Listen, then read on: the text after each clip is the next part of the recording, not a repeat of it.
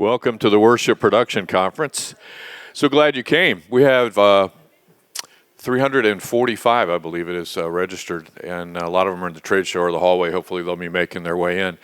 I want to thank our partners. I'm Bill with The Bridge, by the way, and I want to thank our partners, Mid-South Audio and Crossroad Community Church. Can we give them a hand and thank them for putting this together? Mid-South does most of the heavy lifting on this event, and with the trade show and setting up and getting the speakers and so on. I think it's great to have a company like that in our community that sees the importance of houses of worship and works with us all to make us better at what we do. So how about if we open our day with a word of prayer? Father, I thank you today that we can gather and we can learn and we can commune and fellowship with each other. And I pray today, Lord, for all of our speakers, Lord, for clarity of message that comes from you, and that we would have the ears to hear, the heart to want to learn, to listen today, and to learn from you. And help us all to just be better at doing what it is that you have given us the privilege to do, which is to support services, support the message, the Word of God being delivered through song and through the spoken word. And God, we just, more than anything today, ask that you be glorified through all that happens in Jesus' name. Amen. Amen. So you got a bag, I think, when you came in, right? Inside the bag, there is a schedule. You didn't get a bag? No. Busted. We'll make sure you do, okay, in the lobby. If you didn't get one, make sure you get one. Inside, you'll find the schedule. Also on the back of your name tag, you should have a schedule there. This is a big facility, and there's a lot of rooms being used, a lot of breakouts. So it would be helpful probably to get your schedule, compare it with the map, and kind of plan out your route. One of the things you're definitely going to want to do today is to go to the trade show. That's in the gymnasium, which is down on the right. And you should have gotten one of these in your packets. This is that's not it. Here we go. It says Worship Production Conference 2023, and you'll see a lot of the logos from the vendors. This is the entry form for these door prizes, which we're giving away later. And if you've not had a chance, there's some really nice things here that are going to be given away at the end of the day. But what you have to do is fill the top out and then have the vendors, each booth, just an initial that you visited their booth, okay? And once you have them all, there are entry boxes right outside of this room and then right outside of the gymnasium. So make sure you do that and get them in before the final session today. So just out of curiosity, but I mentioned 345 people are registered. 45 of those at least are pastors. So pastors, thank you for coming out today. If you are a pastor, could I ask you to stand up? We just would like to recognize you. And wow, this is amazing. Thank you. Way to go, pastors. So good to have you all here today. Thank you. That's fantastic. Just out of curiosity, I'm wondering where everybody came from, too, and not everybody's in the room yet, but how many are with a church in Delaware, which I would think would be the most, okay? How about Maryland? Wow, good, Maryland. New Jersey? Got some Jersey? All right, Jersey, all over. Fantastic. The Bridge, in fact, one of the things you'll find in your bag, too, is the Bridge has been privileged since our last worship conference. We've bought 2 radio stations in New Jersey. 105.5 is in Cape May Courthouse, and 89.3 is in the Bridgeton Violin area. So we hopefully all have found the radio station if you're from New Jersey. So we last did this in 2019, and man, how things have changed since 2019. When we started planning the program today, we were thinking about how the world has changed and how technology has changed. And one of the things that really changed for probably most of you is when we couldn't meet in person like we used to, a lot of churches went online. And some had been doing that ahead of time. Some were trying to figure out in the middle. Some put an iPhone on a stick, and that's their live, and others have the full-blown production. So we decided we really wanted to have a session this morning to talk about an online ministry and what that looks like. And the gold standard, I think, is Elevation Church in Charlotte. And they are just do an amazing job. And they had kind of figured this out before COVID hit, which is really kind of cool that they had the foresight to figure it out, and not just from a technological standpoint. So we're privileged this morning for our opening keynote speaker. Kevin, before we do that, did you want to say anything? Okay. Our keynote speaker is on staff at Elevation Church. His name is Andy Bentley from Charlotte, North Carolina. He came up today just to talk to us. And would you welcome Andy from Elevation Church in Charlotte? Thank you. Morning, everybody. How you doing? Good to see you. I assume I get first pick at one of the door prizes since I'm up here. Let me get my slides going. What we should do is give prizes to the 5 people that chose to sit in the front row. You can tell it's a tech conference because of how many people are sitting in the back row here. But really excited to be here. And I hate to pull a little bit of a bait and switch, but I had something early on that I told Bill I was going to talk about, and I think I gave him the title I gave him was 10 Ways to Make Your Online Ministry Better for under $1,000 or something like that. I'm changing the topic a little bit because I figured out one way you can make your whole ministry better for free. So I thought that might be more beneficial to everybody. But first of all, before we get started, I want to poll the room one more time. Raise your hand if you are a leader in your organization.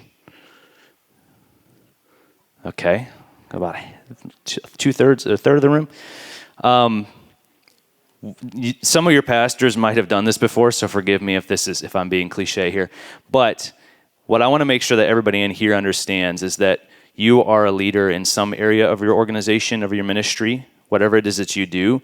I want to make sure that just to set up the day, as you think about how you're learning, listening throughout the day, every one of you is a leader. So when I ask that question one more time, everybody's hand should go up. So who in this room is a leader? Your hand's not up. Great. I want to make sure that you are all in that mentality, because if you're not thinking of yourself as a leader, you're not going to be listening as a leader, you're not going to be applying as a leader, and there's a lot of resource and things that go into today that if you are not thinking and listening like a leader, you're going to miss out, and you're not going to apply it like a leader. So I just wanted to make sure that everybody's in that mentality this morning, that you are a leader. You're not, if you ever say, I'm just a volunteer, stop saying that. You are not just a volunteer, because that then diminishes your impact on somebody's life when they come into your church. You are a volunteer, and you make a huge impact in someone's life. You are a leader in your organization. So I won't be that stern for the rest of the talk, but I just want to make sure that everybody's got that mentality right, and that you know you are a leader in your organization, so you listen like a leader, you apply like a leader. So anyway, just to back up, I'm Andy. I have 2 notable things about me. One, I work at a church called Elevation Church. It's based out of Charlotte, North Carolina. If you've ever heard of Elevation Worship or Stephen Furtick, you've heard of Elevation Church. Some people have heard of one of the 2 and don't even realize that that's Elevation Church. But those 3 things are all one thing. It's all one church.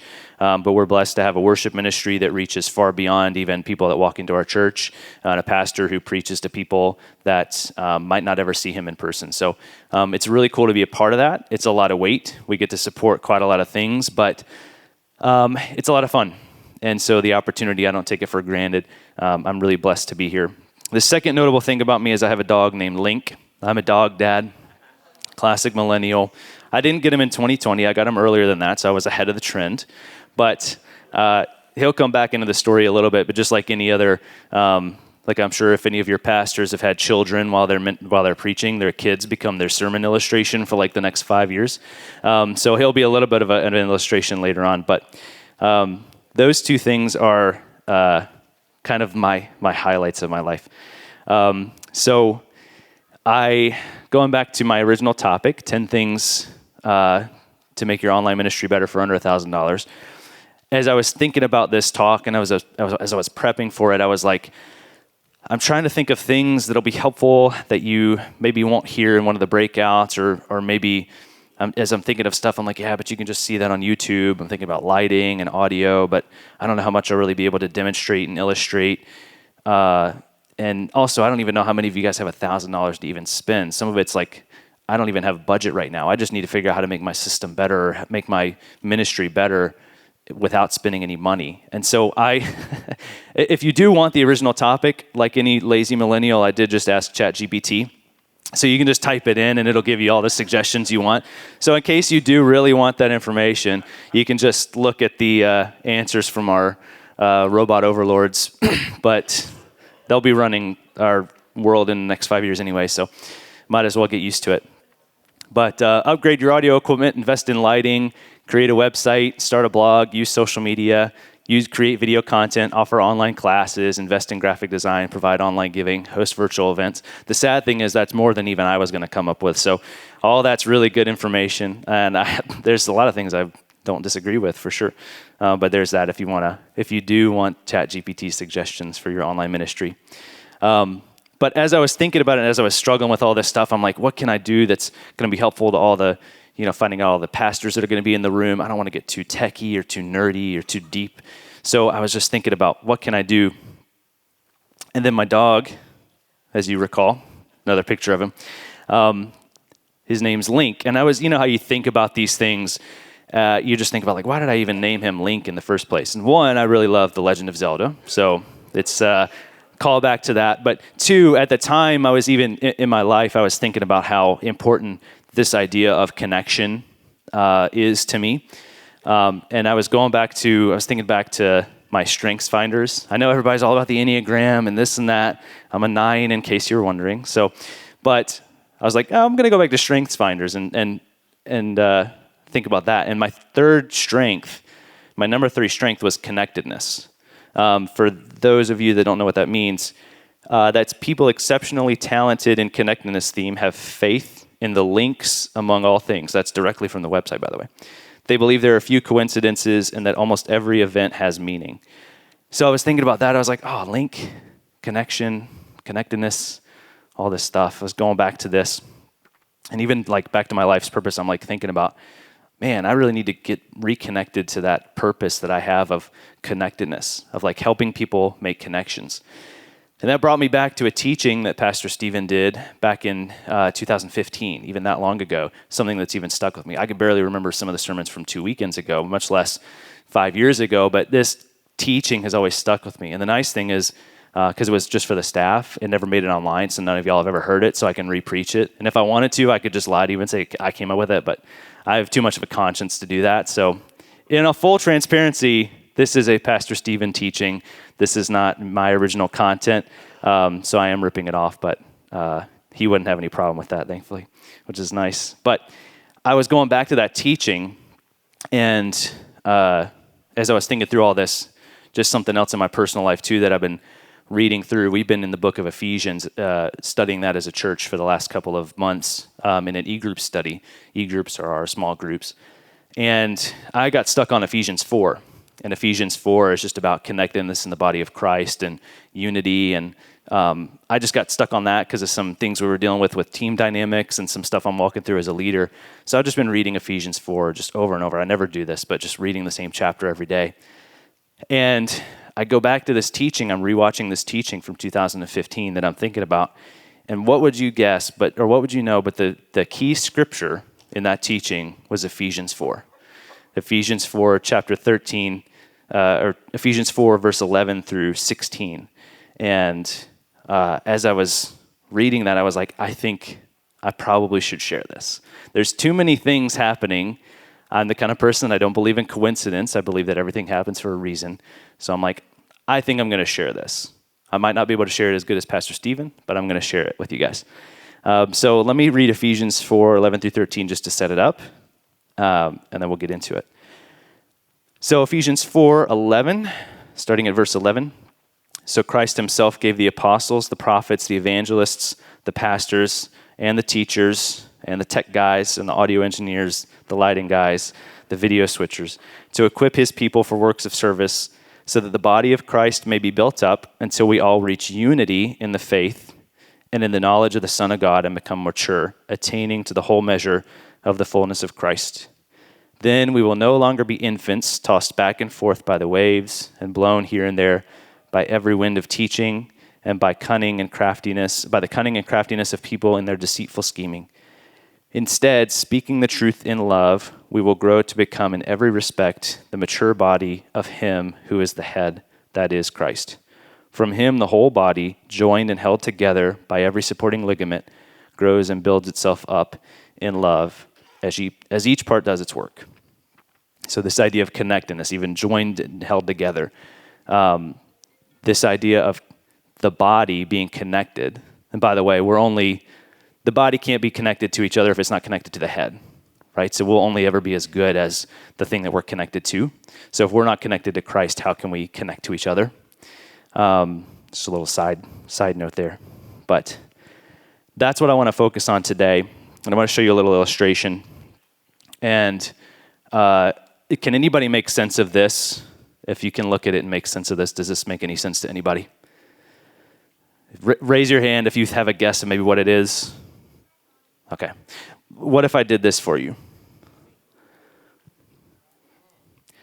I saw this very similar illustration to this. The guy said, this is information. This is knowledge. This is gear. This is a system. This is a bunch of individuals. This is a team. How about this one? This is how people walk into our churches. Every one of those dots is a random life event that they can't make any sense of. This is what we get to help them do. In ministry, we get to help connect those dots to what God's trying to do in their life. What I want to talk about today, I want to challenge you with this. Always be connecting. Always be connecting.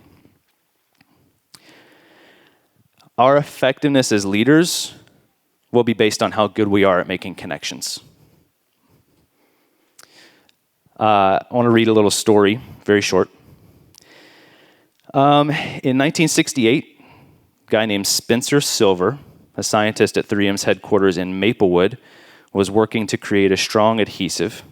Accidentally, he developed a new material that was light enough to easily remove and peel apart. Silver felt that he had invented something unique and useful, but struggled to find what that use could be.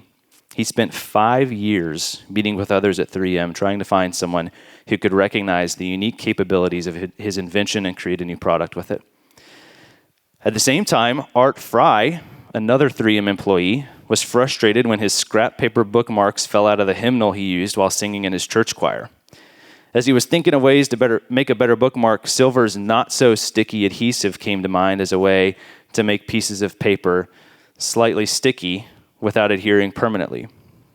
So Art Fry's ability to make a connection from a current problem to a rejected solution created one of 3M's most successful products to date.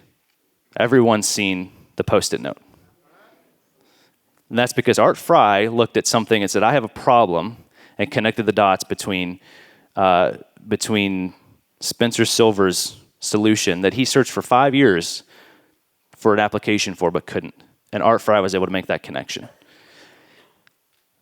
This is creativity at its finest. You've heard the saying, there's nothing new under the sun, right? Creativity is really just being able to connect the dots from one thing to another nowadays. Being able to pull this piece from this piece from this piece and connect them and make something new out of it. So what I want to do is just very quickly give you 4 areas that you can think of when you're making these connections. And then I'm also going to do Q&A at the end too. So if we do want to get into online ministry and if there's specific stuff that you guys want to talk about with how we do things, I'm more than happy to do that. I'll leave some time on there too. So don't think that I'm not going to monopolize all the time here too. But I want to dive into this idea for a little bit and just give you 4 areas where I want to challenge you to make connections. And then I want to talk about a couple of connection killers that I think will be good for you to be thinking about.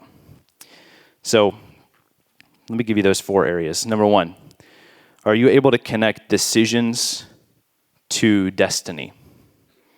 Right? When you talk about, I want to retire, well, are you making a decision today to save up for your retirement? Are you contributing to a 401k? I have a goal. I'm about to turn 33 this year in August. I want to be in my best shape of my life by the time I turn 33. In order to do that, I have to be able to connect the decisions that I make this morning to wake up and exercise to that destiny that I have for myself to be in my best shape of my life at 33. A lot of times you have to reverse engineer this. You have to say, what is the destiny that God's called me to? And then what decisions do I need to make to get there, right? If God's calling you to build a church that has an impact in the community, but your decision to allow gossip or some toxic behavior today is making you think, well, why do I have a toxic culture in my church? Well, it's because of small decisions that you made to allow that. Even in my own life, I have to think about, why do I struggle with certain things in my mind? Well, it's because of the small decisions I've made to allow those things to happen. So can you connect decisions to destiny? Here's a question you can ask yourself. How does what's now connect to what's next? This is a good way to think about too. I was thinking about this example, volunteer training. A lot of people just do volunteer training just to do volunteer training because we need to do volunteer training. Well, how can you connect the volunteer training that you're doing now to an event that's coming up a couple months down the road, that maybe you're going to do something new, you're going to try something new, or maybe you're going to say, hey guys, in 3 months, I'm taking a weekend off. So these volunteer trainings are working towards what's next. I'm taking this weekend off. So our goal is to get you guys fully self-sufficient to where you can run the weekend by yourself. How can you think about, okay, how do my decisions today affect my destiny? And then what destiny do I have for myself? And then what decisions do I need to make to get there? How can you connect those dots? Number 2, can you connect opportunities to objectives?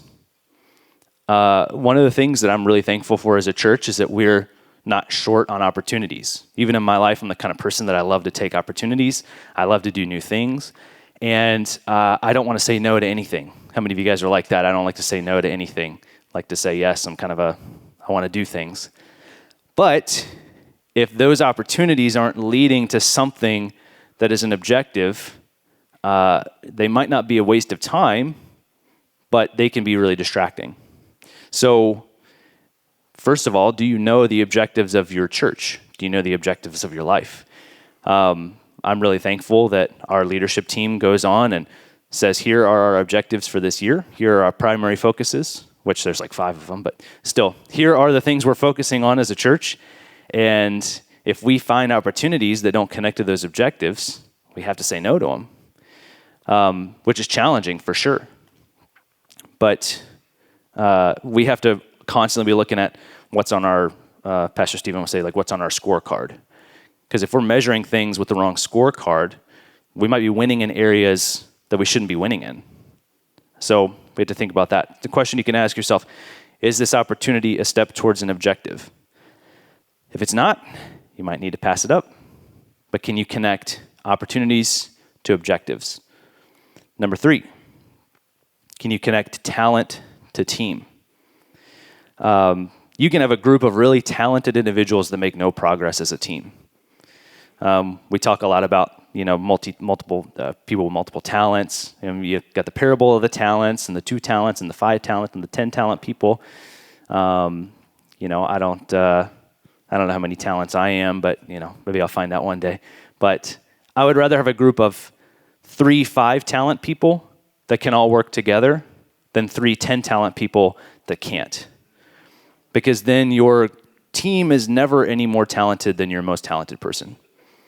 And then your team is also in competition with each other to become the most talented person.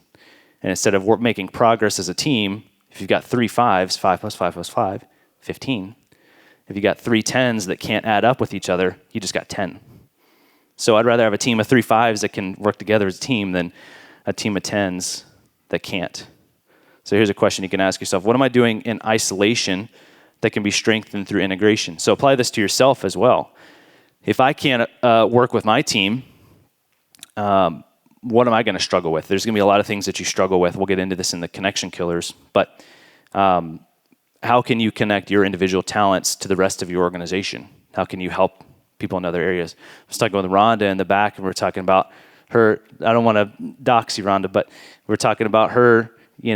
She's helps the tech team here with all the administration stuff. Because I don't know how many tech guys we have in here that are terrible at organization. I definitely can relate to that. But she doesn't feel bad that she's not the most technical. She's like, I'll tell you, I'm not the most technical person, but that team needs her.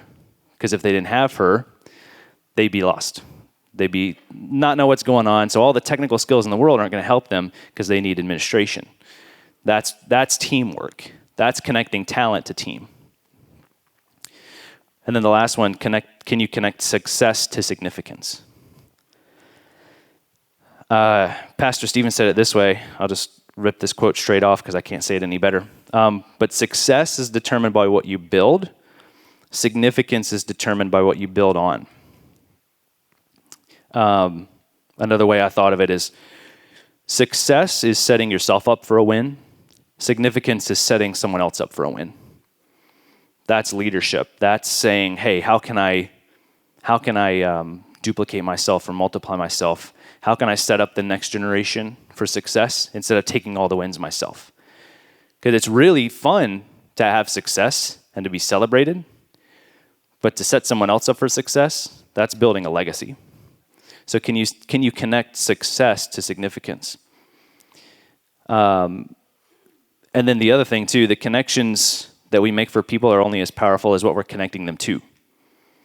So our success with production on a Sunday morning, well, do we connect anyone to Jesus? Right? Concerts are successful. Are they significant? There's a lot of content on TV, Netflix, whatever you want to call it, that are successful, but are they significant? How many of you guys remember Tiger King? Nobody talking about that anymore. It was successful. It's not significant. Can you connect success to significance? Here's a question you can ask yourself when you're thinking about this. What's the connection between my effort and my effectiveness? Are you giving your best efforts to the things that are the most effective or the most significant? I really like to bury my head and dig into things like graphics or lighting or things that are fun, what I would call fun. But are they the most important? A lot of times I find myself giving my best energy to projects that really aren't going to move the needle. But not to say I can't do them, but they don't need my best energy. Some of y'all might need to take a step back and think, okay, what am I doing that is the most significant? Like, that's a lot harder for me. I get jealous of people where it's very clear, like our worship leaders, their leadership on the stage, that's like their most significant thing that they do. But on a Sunday morning, well, at least, I guess maybe it's not. They have to kind of figure that out themselves. But I have to think about what are the things that I'm doing that are the most significant. Is this building this graphics package in ProPresenter or whatever it is most significant? Or is investing in this person the most significant? Is sitting down and thinking through all the backup plans in case something fails, is that the most significant? A lot of and this is the other thing, a lot of times the things that are most celebrated are not the things that are most significant. So don't think that just because everybody's celebrating it means that it's significant.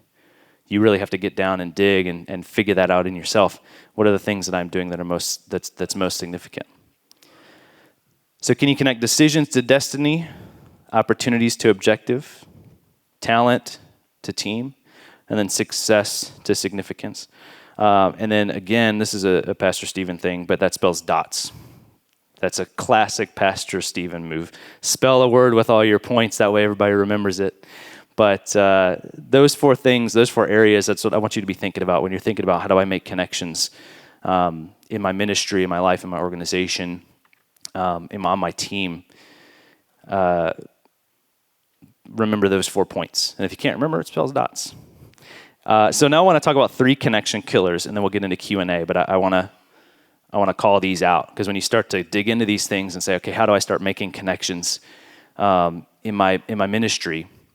What if I hit a roadblock? Here's a few things you might hit. So connection killers. Number 1 is silence. How many of you guys have trouble asking for help? I tend to be pretty bad about that. Ask for help. We talked about this with talent and team.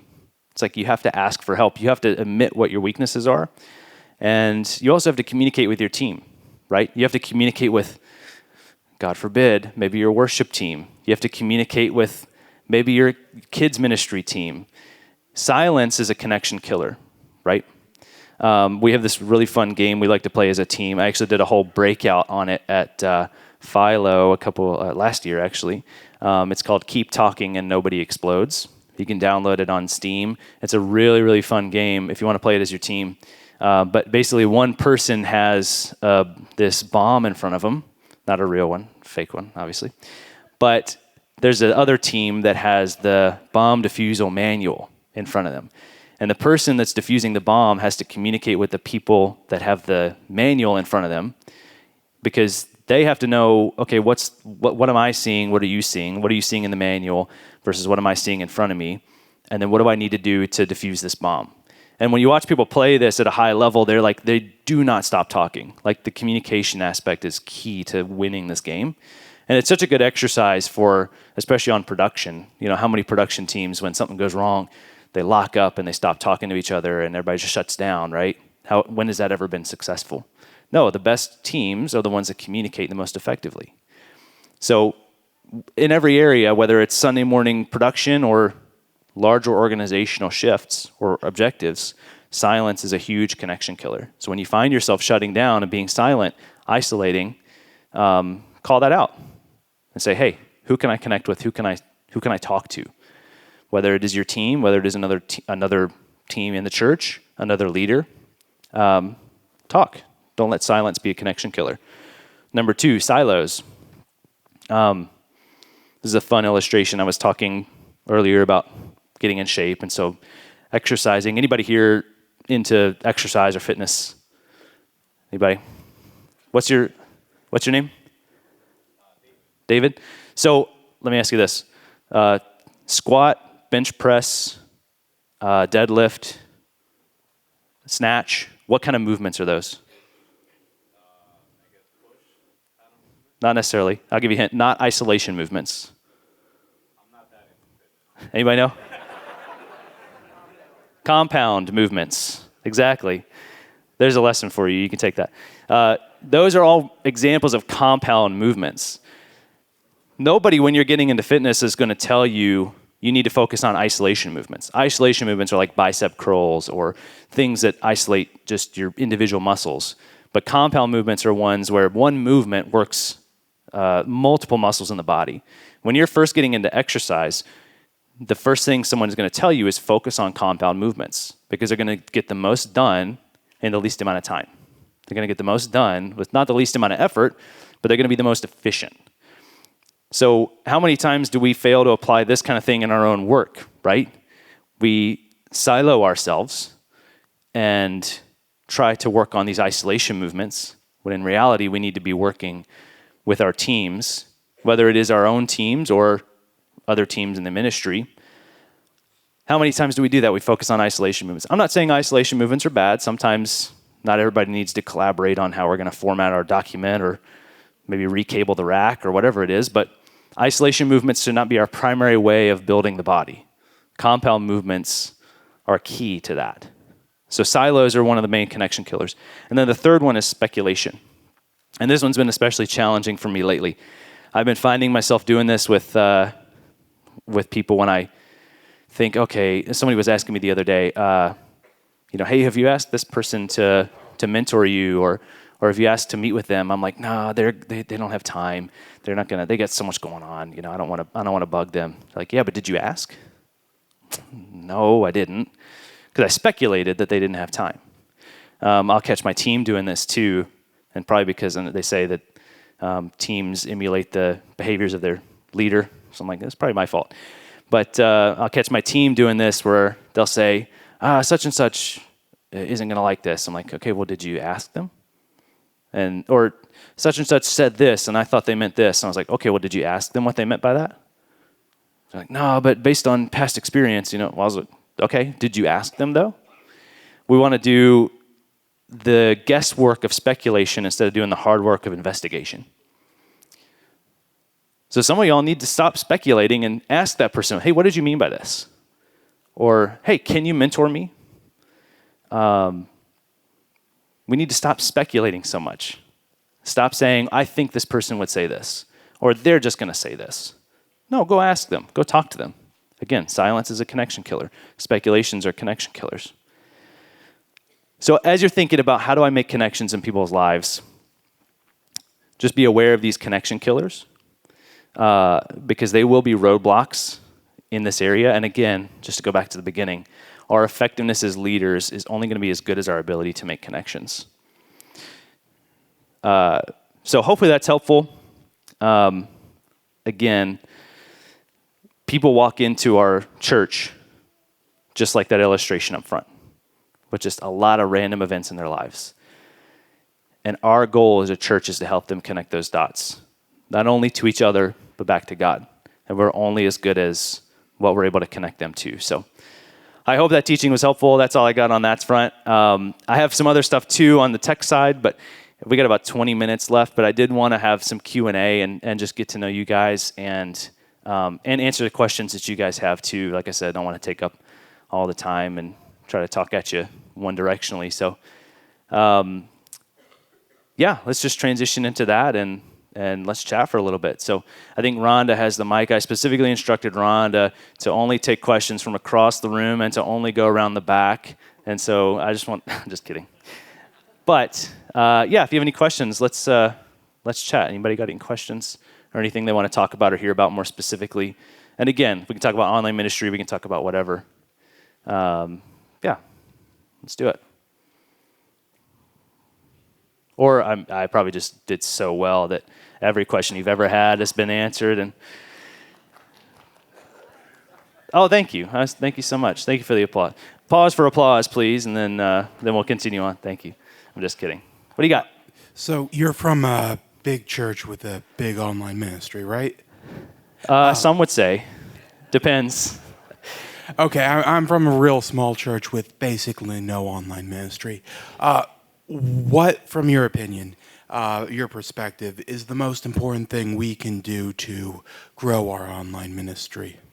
Yeah. Oh, and you know what I did want to do this because we did talk about online ministry. I'm going to leave this slide up. I was listening to this re-listening to this podcast that our online pastor did back in 2020, actually.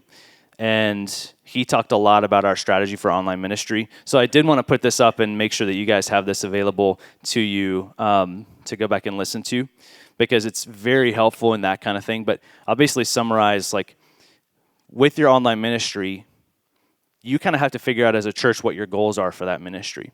So for us, it started just like everybody else, where it's like, we just want to broadcast what's happening in our building. Because, and you can go on YouTube and Facebook and it's free. It doesn't cost you anything to use those platforms. What it does cost you is the technology to stream and get video signal and all that stuff, improving the quality, all those things that ChatGPT came up with. But what it doesn't cost is using YouTube. Anybody can go on and use YouTube. I like to think about, so you talked about having a big church with a big online ministry. And then I go look at PewDiePie on YouTube, who has 100 million subscribers and streams, and he'll have more people that watch our church online in like 5 minutes, and he's got a simple camera with OBS, and he's got very little equipment, So I try to keep myself in that mentality of like, he doesn't take equipment to make an impact, right? Like, especially nowadays. What it takes is connection, just like what we talked about. But one of the things that Chad, our online pastor, talked about in this podcast was how do you want to approach online ministry as a church? Do you want to just basically broaden the front doors? Do you want to let more people in to what's happening? Do you want to use it as a preview? There's a lot of people that will just, nowadays, whether they're picking where they want to go in person, they'll try to find it online first. And it's just really a preview to see what they're getting themselves into. That's okay. I think that's an okay strategy. For us, what we wanted to do was say, how can online church be a replacement for, not a replacement for, but especially in 2020, it was, how can online campus be a campus on its own without a building? So what that meant was, every campus is held to a certain amount of what I call metrics, but a certain amount of goals. And we used to use this language. We don't use it as much anymore, but we'd say the 4 Gs. So gifts, giving, groups, and growth. So if someone was involved in those 4 things, that was to us what someone was connected to the church. So gifts being volunteering. Are you using your gifts to help build the church? Giving clear? Are you tithing? Groups, are you part of an e-group or a small group? And then growth, are you inviting other people? Are you helping grow this thing? Are you bringing people in that need to hear this message? So those 4 things we had to figure out, okay, well, if those are what it means to be connected at a campus, then we need to figure out how do we bring those online. So giving our online giving is very easy to do nowadays. But gifts, how does somebody volunteer online? So we had to create opportunities to volunteer online. Chat hosting was one of them. When you go on YouTube, the chat is flying up and down. We needed people to help moderate that. If you don't moderate chat, it can divulge into madness very quickly. So we had to have people chat host, moderate things. That's a volunteer opportunity for online. They even do little things that are awesome, like they'll post links in the chat whenever we have what we call a call to action. So sign up for an e-group or click here to sign up for this event. They'll post links in that chat. So if somebody's watching on their phone and they put a QR code up, well, they can't scan that if they're watching on their phone, so they can click the link in the chat instead and access that and act on that. So groups, that was another thing that the timing was, I think, perfect in terms of what we were doing in 2020 because Zoom was becoming a huge thing. Google Meets is free, by the way. If you have Google Meet, everybody has a Google account at this point. But online e-groups were relatively, I wouldn't say simple to start doing, but that was something that was very accessible at the time. And so we'll have e-groups that everybody on that call will be in a different part of the world, maybe in a different country. And so there are groups that have gotten to know each other more than other people in their lives, and they've never met in person. But online e-groups was one of the things. And then growth. Every Sunday morning when we start our pre-experience broadcast, the first thing we tell people is share this experience. Growth is one of the easiest things to do online because you just hit the share button and text somebody the link. And you've now invited someone into church. Now, it's not a replacement for being in person. I think we've recognized that we encourage people, if they're in a part of a community where we have a campus or where there's another church, like we want them to attend that. And there are a lot of people that are part of our online ministry that go to other churches and that go to Elevation campuses. And there are some people that they don't have that option. They don't even have churches in their area. They're in parts of the world that there is no church. So we had to figure out, okay, how do we steward that? How do we steward those relationships and make sure that those people are not just watching online, but are actually a part of our church? And those were the 4 areas that we said, okay, if we can meet these 4 needs in an online capacity, then we can call online a campus. So it goes far beyond just streaming and the audio. Now, all the quality stuff has been stuff that we've worked on for years. And we've made upgrades and steps, and we've had to convince, like the thing was we never had to convince our leadership that online ministry was worth doing. What we had to start selling was whether it was worth investing in with resources. And it took a little bit of trial and error and, growth to do that up front. We had to prove a couple things. We had to prove we could do the work without the resource before we could get the resource. So it won't always be that easy. It's not just like, hey, I need a check for $5 million to upgrade our online ministry, It's not that easy. Even for Elevation. We don't just get everything we want, unfortunately. I wish we did, but not today. But hopefully that's helpful. And like I said, Chad goes way more in depth in that podcast and talks about a lot of that kind of stuff and that strategy. So as it pertains to online ministry, I think that's one of the best resources. And again, I also say this. One of the things that our online team is focusing on right now are pop-up campuses. So even live events in person. So while we're still broadcasting, we're still doing online church, and we won't stop that. Our focus for our online team has been, okay, how can we connect with these people in person? So we'll go into a city for one weekend where we have a lot of people that are part of our, what we call EFAM, and we'll do church there.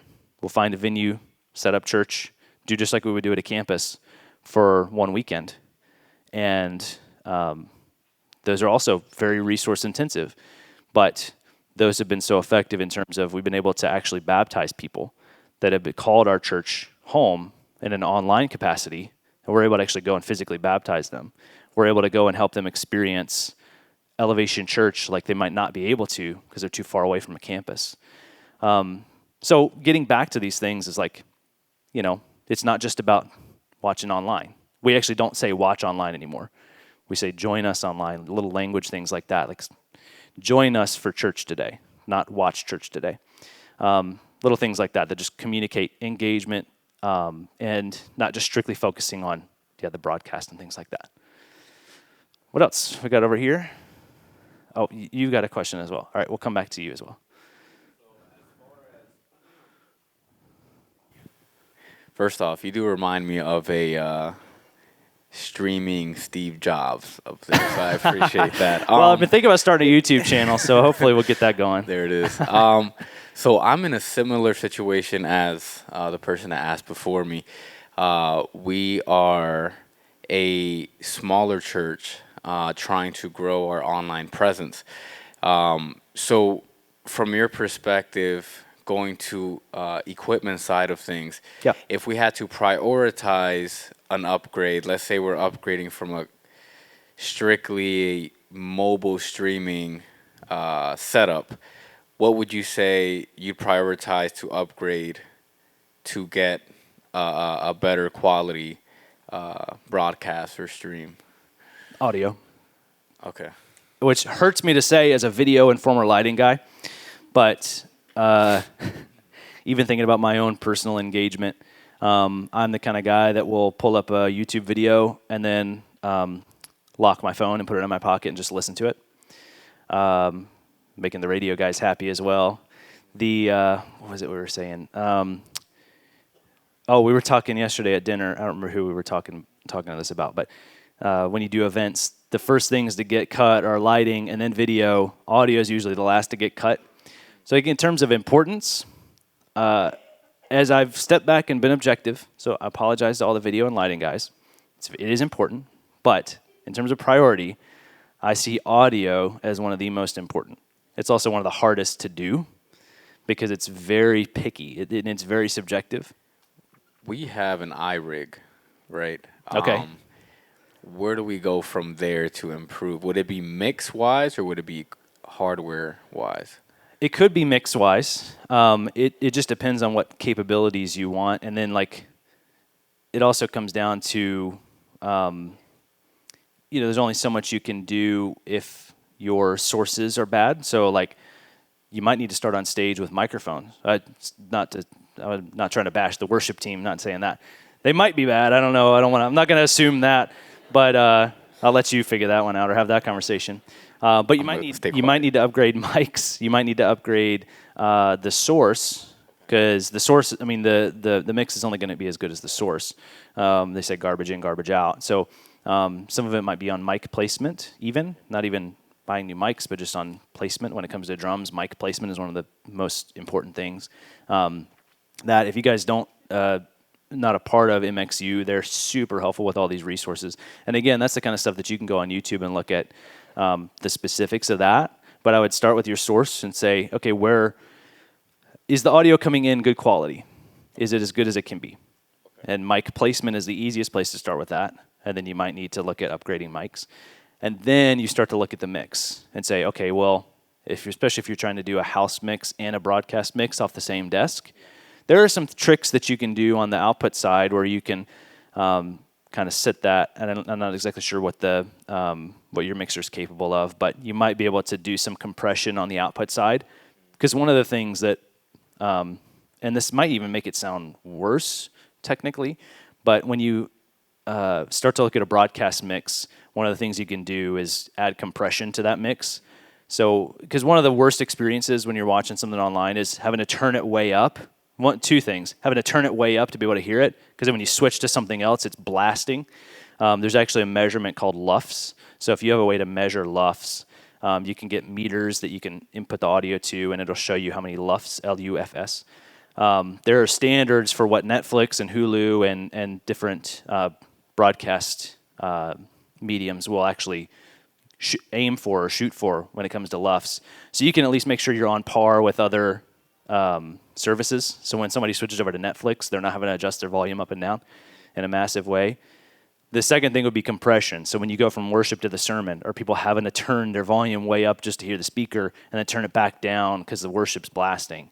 So you can add some compression on your mix to affect that. So it might not necessarily make it even sound better, but it might be a better experience for someone who's watching where they're not having to be so active and turning it up and down on their phone or their TV or whatever it is. So, but yeah, I mean, so many different areas you can go with that on the audio side. And if you do want to upgrade and if you do want to go say, hey, I'm going to ask for more gear, looking into a way to do a separate broadcast mix is helpful because then you can tweak and define how you want it to sound on someone's phone versus in the room.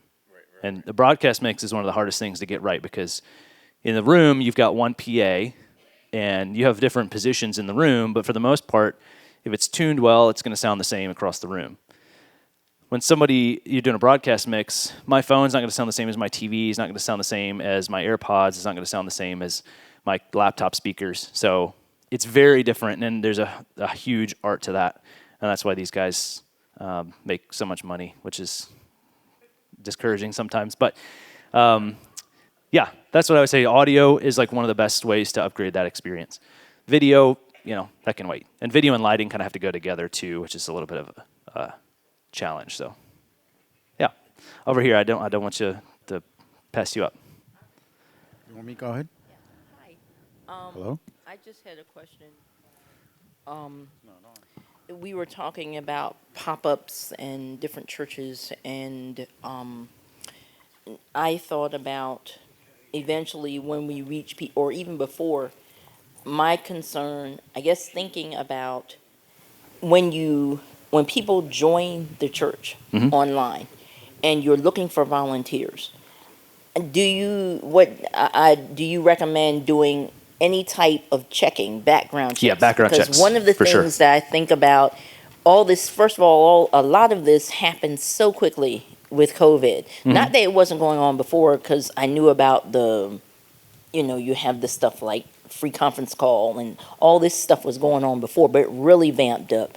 So you have a lot of people who are trying to get used to everything, but then you have an influx of people. Who are you getting? Who's on the other end? Yes, this person is saying, I am this person, but then you find out they may be some. So you wonder, that was just my question. Do you do is there a procedure? Do churches need to come up with that themselves just to kind of screen who is working, volunteering, working on podcasts and such? There are a whole plethora of checks that people go through when they sign up to volunteer. And thankfully, there's a whole separate team that gets to deal with that. I don't have to worry about that. But there are organizations that we work with to do background checks, to run official background checks. So there are, I think, 3 or 4 levels where someone will pass a background check. So if I forget what level it is, that they're clear, no history, no record of wrongs, then we say they're good to volunteer. I think if there's misdemeanors or something like that, then we say you can only volunteer. Every department sort of has to determine what level background check they require in order, like obviously e-kids, you got to be clean, nothing on your record, stuff like that. Chat host, I don't think we're going to necessarily, if you have a misdemeanor, we're not going to tell you can't be a chat host. It's not a huge deal. But every organization or every ministry in our organization has to determine what they're willing to, what background check they're going to allow. Obviously, if anybody has any felonies, what we'd say is we don't have policies as much as conversations. So there are conversations that happen if something comes up on someone's background check. We believe that people can be sanctified and released, and we don't want to judge people's pasts. At the same time, we got to be smart and protect people. And so, there's a whole system that goes into play. But no, as an organization, we don't do the background. Like we run the background checks, but there are other companies that do that for us. And